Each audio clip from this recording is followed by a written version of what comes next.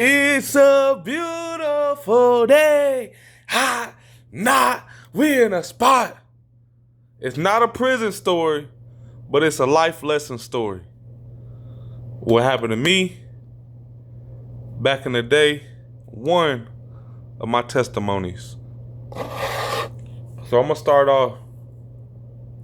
This goes probably a year out of high school. This is a true story. Now listen, pay attention. Learn from your lessons and don't trust everybody. So probably a year after high school, I went to a college, and my girlfriend at the time went to a college.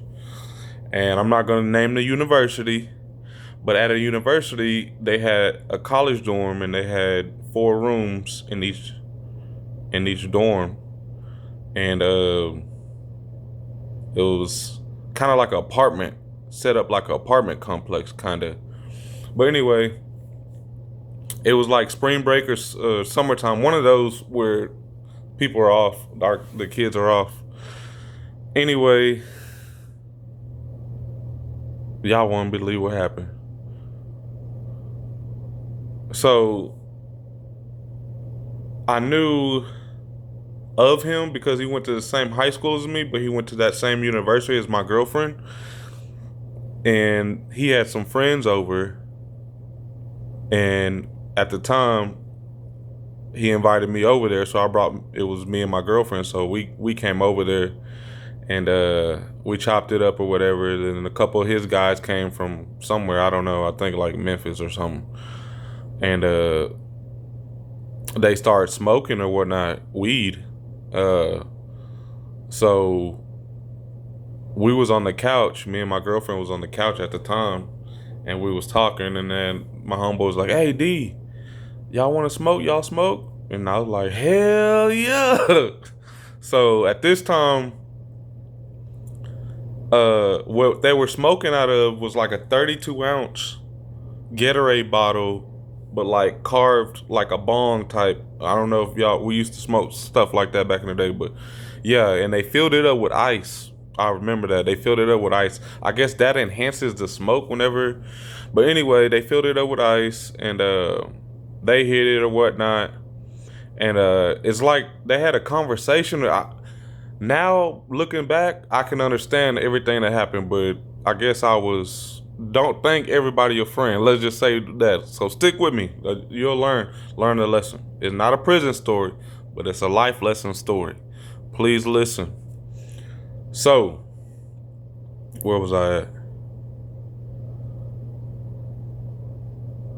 There you go. So, they were all like, "Hey, come to the table." So the table's in the living room. We were sitting on the couch. So we come to the table, and they had like already discussed about what they were gonna do and how they were gonna do, I guess. Now that looking back. So they was like, "Hey, you hit it first." They were talking about my girl. So my girl hit the bong one time, and she started coughing, and she was coughing so hard she went to the bathroom. So I was like, I'm about to go check on her. So that took about like 5 to 10 minutes. So they was like, "Hey, y'all good?" I was like, "Yeah, we good. I'm just making sure she's straight." You know what I'm talking about? Like, we're good. It was like, "All right, we're just checking on you, just waiting on you to hit it." I was like, "What?" But at the time, just listen. Just listen. At the time, looking back now, I know, y'all, I'm about to tell y'all some real stuff. So I was like, "All right, we'll be there." So she got straight or whatnot. So we go out. They was like, "Hey, we all back, blah, blah, blah." Like, hyping us up. It was like, "Hey, D, you hit it, it's your turn." So I'm like, what the in my head, I'm like, but I still went with it. I guess you could say I got peer pressured, or it was we was all vibing or what. But so I hit it. And then they was like, "Nah, that wasn't even, hit it again, hit it hard." So I hit it again. And I said, then I was like, they was like, "Yeah." They started cheering. They was like, "Yeah, good job. I see you trying, yeah." So I sat down, y'all. This is true story. I'm getting goosebumps telling the story. They was like, I sat down and I can feel my girl looking at me like noticing something wasn't right. But she was high. Don't get me wrong. But she wasn't sure if she was tripping, but she knew that she was concerned about me. She was a real one. Shout out to her. You know who you are. If you see this video, you know I'm not lying. So vouch for me on that. So I was sitting on the couch. So we went back in. So like I said, the dorm had bedroom. So we went back in the bedroom. It was like a spare bedroom. Somebody wasn't there. So we had that bedroom for the night. So we went in that bedroom and I sat down. She shut the door.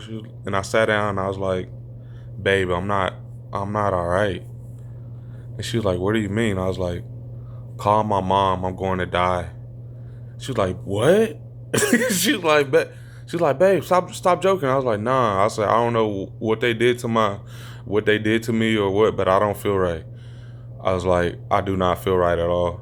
I was like, call the ambulance. She was like, for real? I was like, yeah. I said, I think they laced my stuff or something. I never felt like this. But it was something I never did because of the ice. I never did the ice thing before, so I didn't know if it was the ice thing or what. But so you know me, I, I ain't none in my blood scary. I don't care if it's 4, 1, 2, 3, 4. It is what it is.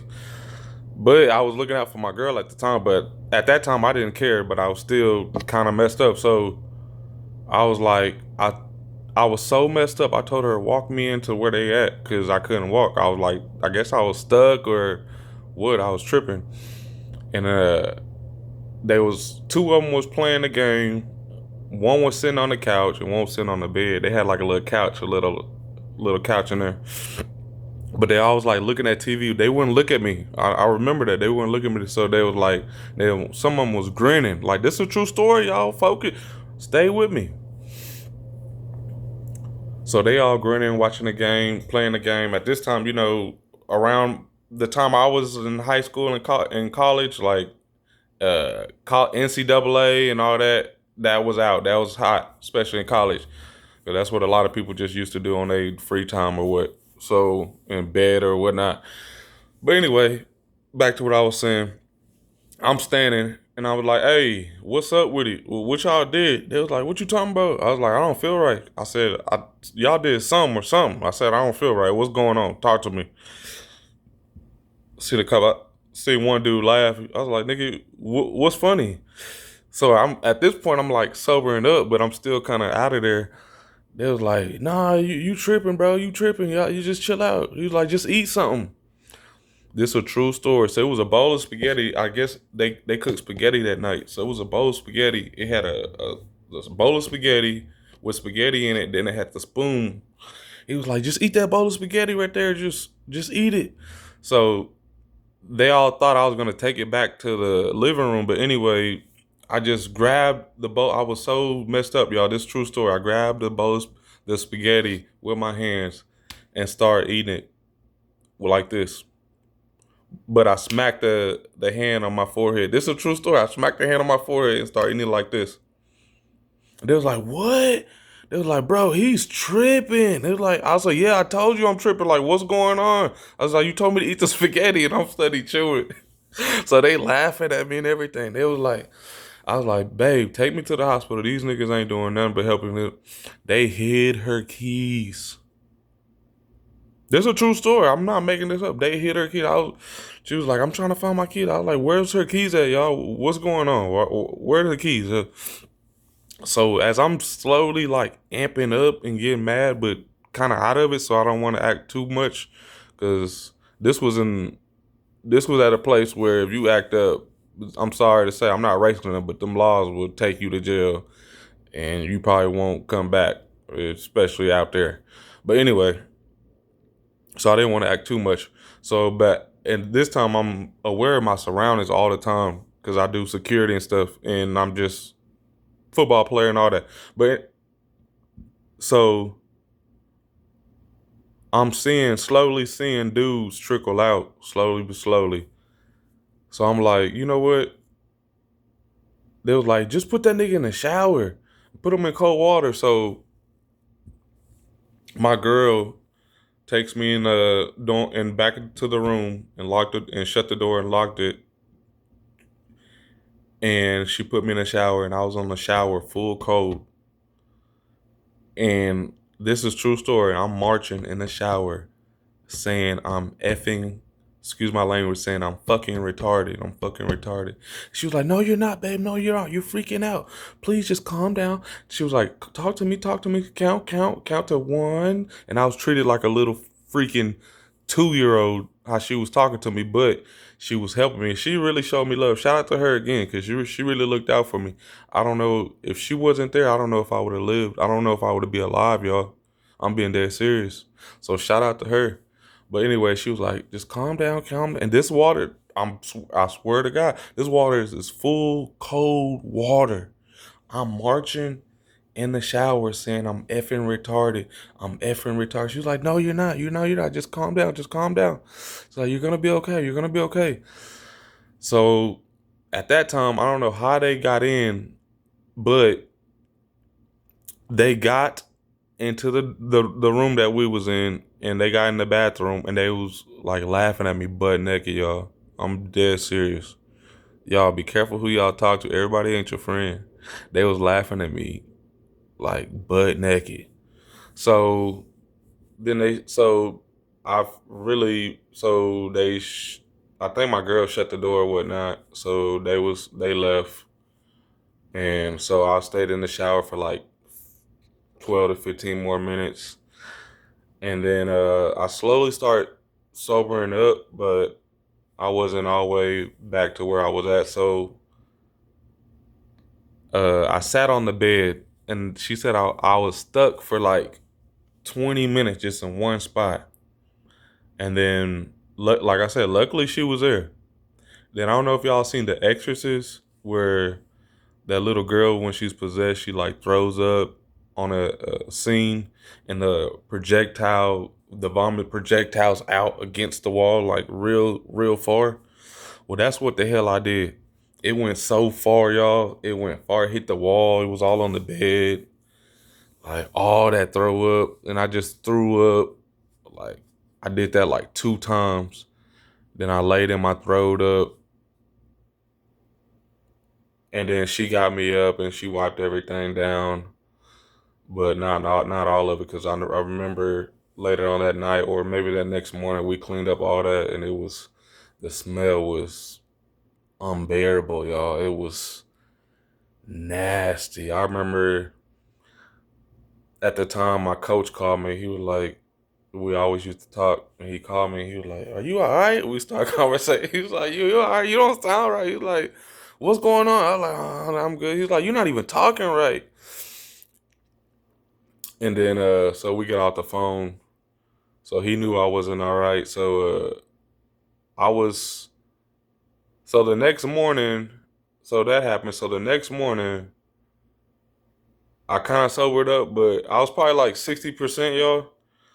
60%. And like, comment, and subscribe on this. This is a true story. I was like probably 60%, like still out of it. But needless to say, they wasn't there in the morning. I approached them. Old dude said they went back out of town. So I think after that, when I know for sure after that, I would never see them again. Because I know if I did, it wouldn't be good. But bygones are bygones, and I know karma's real. But don't trust everybody ain't your friend, and everybody ain't your partner. People will laugh at your face, but want you to fail. Uh, and this while I was playing football. Yeah, I don't know if it was spring break or summertime or whatever, but I remember it was time where the kids, have a break, where so it was very popular where other people would go to different colleges, especially on spring break and stuff. So I went to this particular college that my girlfriend went to at the time. But so I'm almost done with the story. So we went to Walmart, and when I say I felt everybody looking at me, but I felt normal, it was weird. It was weird. I felt like everybody looking, but I felt normal. But I guess I was walking weird or just out of it. And I think I talked to my mom too, and she knew something was up.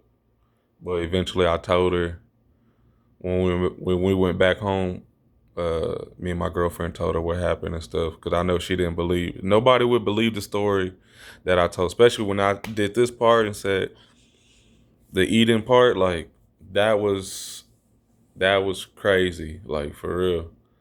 But it's not a prison story. It's a life lesson story, man. That's one of my trials and tribulations that if I didn't have one person there, I wouldn't even be here, y'all, telling this story. These are facts. And I want to tell y'all because I know somebody's out there, either you're gonna get peer pressured in life or people gonna talk behind your back, or you just can't trust everybody. Everybody ain't your friend. So it's a lot of life lessons in this story, period. Because one is dead true. And I'm blessed to be alive to tell one of the stories. I'm gonna tell y'all some more stories, but this is one of the stories that really happened to me, y'all. Uh, so I went back home to Alabama to where I'm from, and I would ask my family. I would tell them that story, and just curious, like, what drug could that be? What drug could that be? And I remember they was telling me they was like that. I think that was wet. I was like, what? They was like wet sherm. That type. I don't know what that is. I don't do none of. The only drug I ever did and ever will do is weed. Is weed. I used to be an alcoholic. That's for another story. That's for another topic. Yeah, I used to be an alcoholic, y'all. Yeah, but that's for another topic. But tap in though. Um, but yeah, that's what they said. They think it was some of my family members. So y'all just be careful out there. Don't trust everybody. Really, don't do drugs. Be responsible. Like, and be with people that'll take care of you in those type of situations because tomorrow's not promised, and I know that for a fact. But these are facts. So it's not a prison story. It's a life lesson story. So you can learn a lot from this story. So to all the kings and queens out there, man, tell your kids, be careful. These are facts. Ha! Nah, we in a spot.